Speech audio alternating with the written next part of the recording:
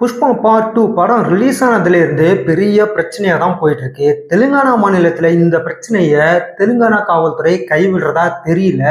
அல்லு அர்ஜுன் கைது செய்யப்பட்டு பிணையில வெளியே வந்தாலும் இந்த பிரச்சனை இன்றளவும் கூட இன்னும் சற்று முன்னர் கூட ஒரு பெரிய பிரச்சனை தான் போயிட்டு இருக்கு. என்னதான் நடந்துச்சு புஷ்பா படத்தோட ரிலீஸ் அன்னைக்கு அப்படிங்கிறத தான் இந்த வீடியோல பார்க்க போறோம். இதோட லிங்க் எல்லாம் கூட மேல கொடுத்துருக்கேன். ஏற்கனவே வந்த அந்த அப்டேட்ஸ், அல்லு அர்ஜுன் கைது செய்யப்பட்டது, இந்த தகவல் எல்லாமே மேல இருக்கிற லிங்க்ல நீங்க பாத்தீங்கன்னாவே தெரியும். கீழே டிஸ்கிரிப்ஷன்ல லிங்க்லாம் கொடுத்துருக்கேன், நீங்க பார்க்கலாம். புஷ்பா பார்ட் 2 மிக பிரம்மாண்டமான திரைப்படமா பார்க்கப்படுது. இந்த திரைப்படம் 1500 கோடியை கடந்திருக்கு அப்படின்னு தான் சொல்றாங்க.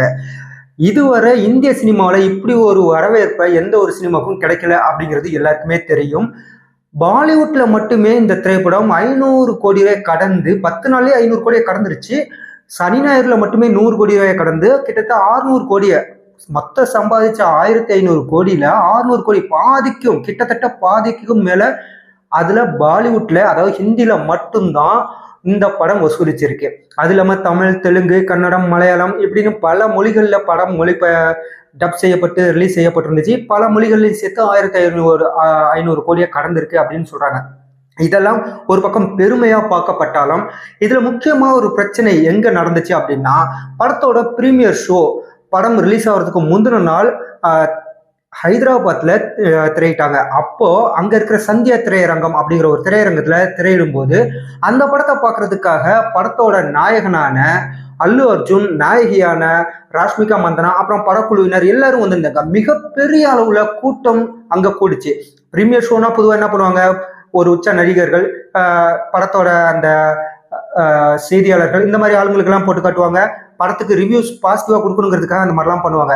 ஆனா இதுல ரசிகர்கள் நிறைய பேரை அலோவ் பண்ணாங்க. திரையரங்குக்கு முன்னாடி இந்த படத்தோட நிகழ்ச்சி மாதிரியே, அது ஒரு தனி நிகழ்ச்சி மாதிரியே கூட்டம் கூட ஆரம்பிச்சிச்சு.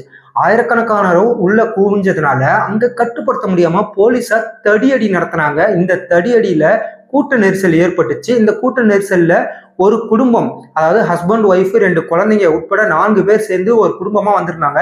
அப்போ அந்த கூட்ட நெரிசல்ல சிக்கி ரேவதி அப்படிங்கிற ஒரு பெண், 39 வயது, கீழே அடிபட்டு மிதிப்பட்டு இறந்து போனாங்க. அது மட்டும் இல்லை, அவங்களுடைய 2 குழந்தைகள் ரொம்ப அடிபட்டு ஹாஸ்பிட்டல்ல ரொம்ப சீரியஸா இருக்காங்க. அதுல அவங்களோட பையன், 7 வயசு பையன் வந்து ரொம்ப ஆபத்தான நிலையில இன்றளவும் கூட வென்டிலேட்டர்ல சிகிச்சை பெற்று வந்துட்டு இருக்காங்க. இது ஒரு பக்கம் போயிட்டு இருக்கு. ரெண்டாவது,